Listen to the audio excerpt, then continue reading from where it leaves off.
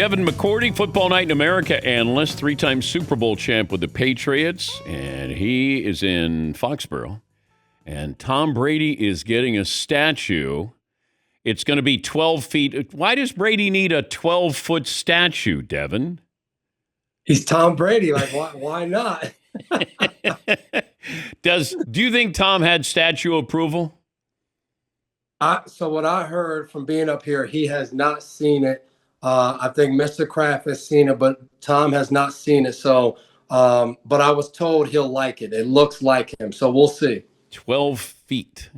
12-foot statue of Tom Brady. Does anybody else get is Belichick getting a statue? Not right now, but I got to imagine sometime down the line, he's got to have a statue somewhere over here at Gillette Stadium. When you went home, would your wife ask you more about Tom Brady or Bill Belichick as far as those two individuals? My wife would probably ask about Tom, but it would only be to get to back in the day, ask about Giselle. That's all she did. How intense is preseason as far as if you're a starter? Like, if I'm looking at how you're approaching that as a regular season game, can you approach it or have to approach it the same way? I think a veteran approaches it in the same way while still knowing you're not going to play the whole game. But I think it's always those little things you want to work on coming into the season. Whatever happened the past season, things you felt like you needed to get better at. The preseason games are the time to showcase it. Yeah, you can do it in practice. I think it heightens a little bit in a joint practice where you can actually execute those things. But until you do some things you want to work on in a game setting, you don't really build that true confidence. So I think guys knowing you might get 10 to 30 plays, whatever that is, you know you have a limited amount of time to kind of execute some of those things you want to get better at.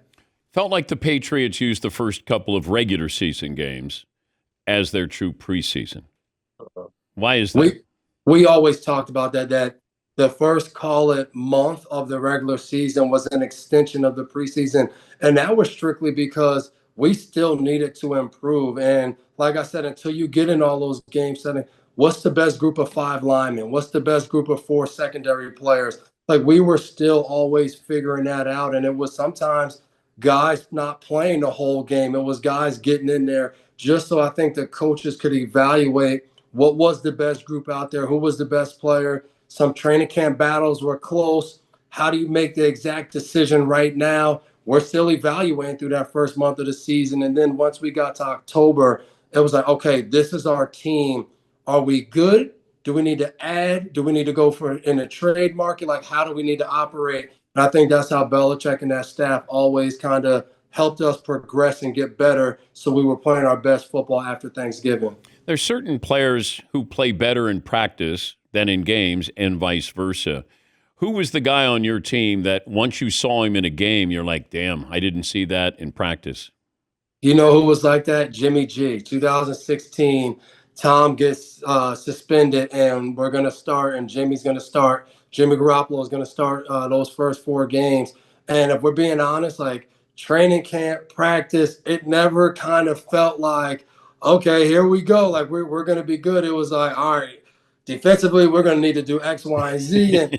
And then we got out there opening in Arizona, and Arizona was coming off a great season the year before. And Jimmy went out there, played his butt off, and then week 2 against Miami, he gets hurt. But the first half, I think he threw for 3 or 4 touchdowns. We always used to say Jimmy was a gamer. His best football happened in the games, and it was pretty cool to see that because you don't always get that from the quarterback position. Usually what you see in practice shows up in the game. Devin McCourty, a Football Night in America analyst, and won 3 Super Bowls with the Patriots, 3-time All-Pro. What do you assess with rookie quarterbacks? Now that you've played the position, but now as an analyst, what should we be looking for? Let's say Shedeur Sanders tonight against Carolina. I think one of the biggest things is, what does his command of the offense looks like? Does he look like he's in control? Is he up there making some checks or making some alerts? And then the execution. It's obviously preseason game 1. It's going to be a lot of, I would say, simple plays that they've been running in practice. But the truth is, when you're a fifth round draft pick and you go in the game, you probably don't get all of the reps in practice. You don't get a ton. So how much were you able to pick up without getting those reps? And then is it smooth? Are we able to get quarterback center exchange, get us in and out of the huddle, execute simple plays, throw quick passes, get the ball out of your hands? Belichick used to say it all the time.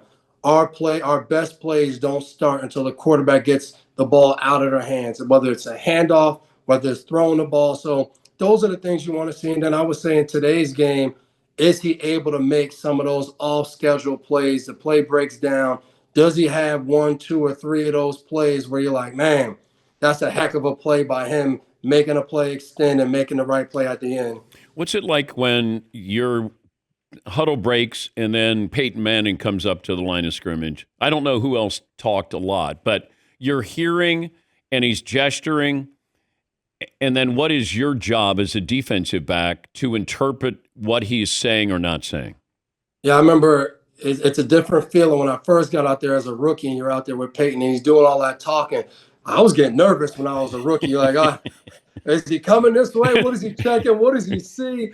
And then as a veteran, it turns into a mind game. It's like, okay, we know what we're in, so we know he knows that. So how can we give him a different picture and then get to something else? And for us, it was always cool because we got that same type of work and practice with Brady. We knew we couldn't just give him the answers to the test right away. So it was, I think the coolest thing as a defender playing against whether it was Peyton or Drew Brees or Aaron Rodgers was you knew they knew what you were in. So you had to kind of play the mind game of, okay, where should they go with the ball? I got to be ready for that. And that's how we tried to play from a defensive standpoint. And I think you're starting to see that in today's games when you go against the Josh Allens, the Joe Burrows, the Patrick Mahomes, the Lamar Jackson. Those guys are figuring out what other defenses are in and they're playing to, and it's fun to watch.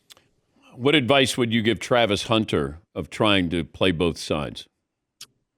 I don't know advice I would give him to say to go do it. I think ultimately he'll see that it's going to be more productive to be great at one of those positions than it is to kind of strain yourself to be doing back and forth. And I think the truth is if he does, find a way to play both positions at a high frequency, I think it will make him, I think he'll be a good player on both sides. But I think if he focuses on one, he has a chance to be a great player at either position, honestly. Like you watch his skill set, he can do both. But my advice would be, I think it's going to be really difficult. And I don't think there's enough upside to playing both sides of the ball for him. Did you ever give Belichick fake laughter? Because some of your teammates, they would say, oh, man, he's funny. You should get to know him. He's really funny. But did you feel like you kind of had to laugh sometimes when he wasn't really that funny? Not really, because like behind closed doors, no cameras. Like we got the uncensored Belichick. So the trash he would talk, like there was a certain kind of swag to him that I don't think people see. But when we get in that meeting room and he's talking to his guys, well, give me an example here. Can give me a family version?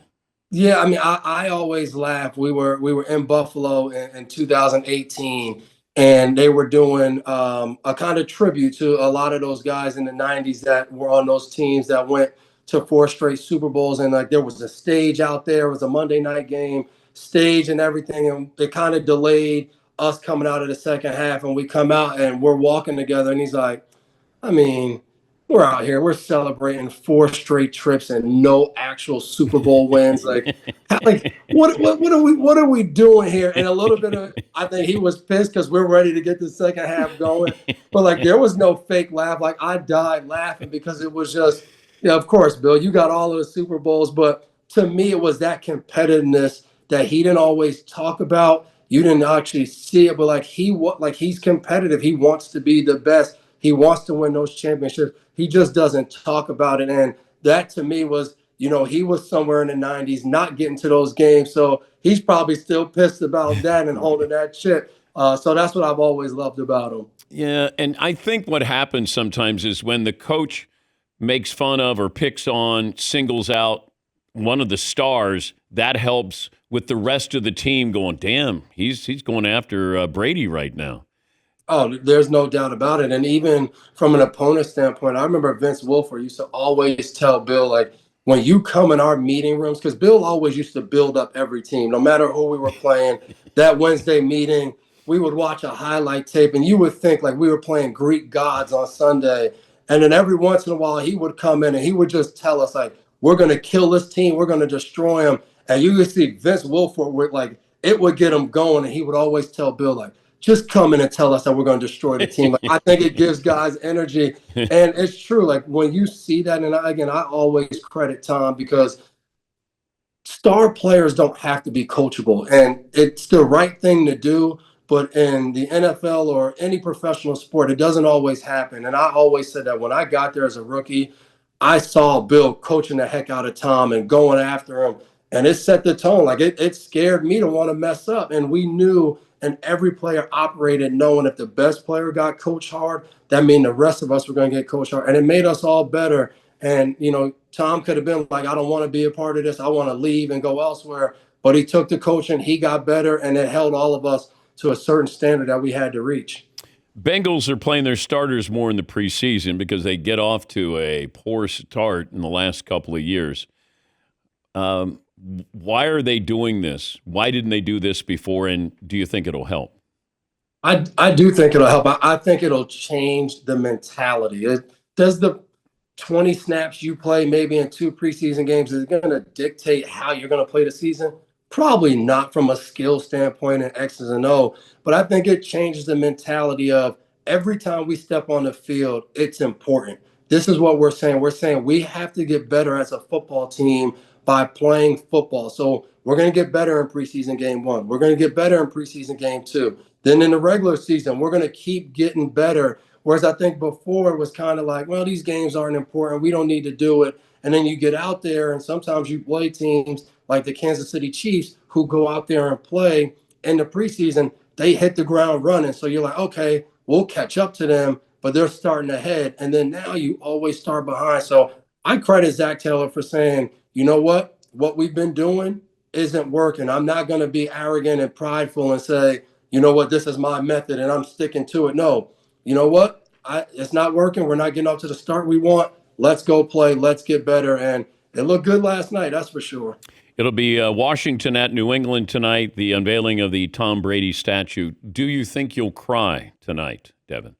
Absolutely not. But one of my sons is coming up. My nephew's coming up. So they might shed a tear. They're big Tom Brady fans, actually bigger Tom Brady fans than they were of their dad and uncle. So they'll be really happy to be here today.